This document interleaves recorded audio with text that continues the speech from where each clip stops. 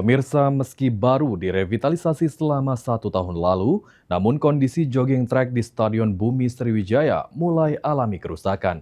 Atas hal tersebut, Kadispora Sumsel Al-Fajri Zabidi berkilah jika kerusakan tersebut akibat sering digunakan berbagai kegiatan. Baru selesai direvitalisasi 1 tahun lalu, jogging track di Stadion Bumi Sriwijaya cukup mulai alami kerusakan dengan lantai mengelupas dan berlubang. Hal ini cukup membahayakan bagi warga yang melakukan kegiatan olahraga di Stadion Bumi Sriwijaya. Kepala Dinas Pemuda dan Olahraga Sumatera Selatan, Al-Fajri Zabidi berkilah, jika kerusakan jogging track di Stadion Bumi Sriwijaya akibat seringnya stadion digunakan untuk kegiatan olahraga. Untuk itu, Dispora Sumsel berupaya mencarikan biaya perbaikan untuk memperbaiki fasilitas tersebut.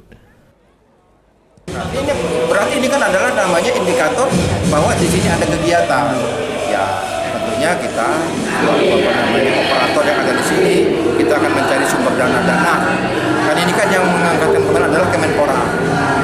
Mungkin karena kita ada pertimbangan lain-lain, pihak ketiga bisa, jadi dari manapun bisa untuk berarti dalam memperbaiki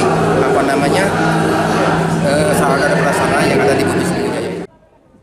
Revitalisasi Stadion Bumi Sriwijaya sendiri menggunakan biaya dari APBN melalui Kementerian Pekerjaan Umum dan Perumahan Rakyat atau PUPR dengan senilai 64,19 miliar rupiah. Eki Saputra, PAL TV.